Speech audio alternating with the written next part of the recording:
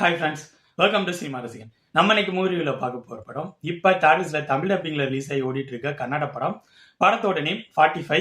இது ஒரு fantasy action drama movie. இந்த படத்தோட ஸ்டோரி என்னன்னா, ஹீரோவான ராஜ்பி ஷெட்டி சாஃப்ட்வேர் கம்பெனில ஒர்க் பண்ணிட்டு இருப்பாரு. அவருக்கு அப்பா கிடையாது, அம்மா மட்டும்தான் இருப்பாங்க. படத்தோட ஸ்டார்டிங்லேயே அவர் வழக்கம் போல ஆபீஸ் கிளம்பி போவாரு. ஹெல்மெட் போடாம பைக்ல போவாரு. கொஞ்ச தூரத்துல போன் வரும். போன் பேசிக்கிட்டே பைக்ல போயிட்டு இருப்பாரு. ஒரு சிக்னலை தாண்டறப்ப திடீர்னு குறுக்க வர நாய் மேல மோதி நாயை சாகடிச்சிடுறாரு. நெக்ஸ்ட் திரும்பி கொஞ்ச தூரம் போன் பேசிட்டே போறப்ப அவர் பைக் ஆக்சிடென்ட் ஆகுது. அந்த ஸ்பாட்லயே இவரும் இறந்து போறாரு.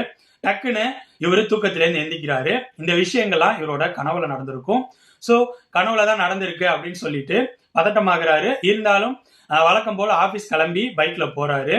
போறப்ப அவரு கனவுல பார்த்த எல்லா சம்பவங்களும் அடுத்தடுத்து அதே மாதிரியே நடக்குது. அவரு சிக்னலை தாண்டறப்ப கனவுல வர மாதிரியே நாய் குறுக்க வந்து அடிபட்டு செத்துருது. இவருக்கு என்ன பண்றதுன்னு தெரியல. அப்படியே கண்டினியூஸா பைக் ஓட்டிட்டு போறாரு. பட் அவருக்கு ஆக்சிடென்ட் ஆகாம உயிரோட ஆபீஸ் போயிடுறாரு.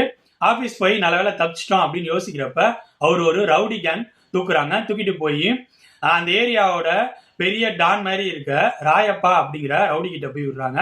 ராயப்பான் கேரக்டர்ல உபேந்திரா இருப்பாரு.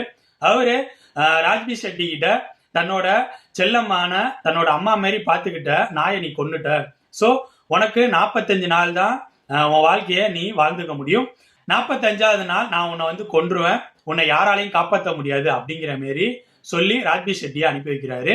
இதுக்கப்புறம் படத்தில் நடக்கிற சம்பவங்கள் தான் 45. என்னை பொறுத்த வரைக்கும் இந்த படத்தோட ஸ்டோரி அவுட்லைன் ரொம்ப டிஃப்ரெண்டான ஸ்டோரி அவுட்லைன். ஒரு ஃபேண்டசி ஆக்ஷன் டிராமாவுக்கு ஏற்ற பர்ஃபெக்டான ஸ்டோரி அவுட்லைன். ஆனா இந்த படத்தோட ஸ்கிரீன் பிளேய இந்த டீம் பெருசா சொதப்பிட்டாங்க.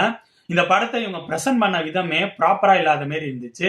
ஒரு மாதிரி ஆர்டிபிஷியலா பிரசன்ட் பண்ணியிருந்த மாதிரி இருந்துச்சு. இதனாலேயே நம்மளால படத்தோட கனெக்ட் ஆகவே முடியல.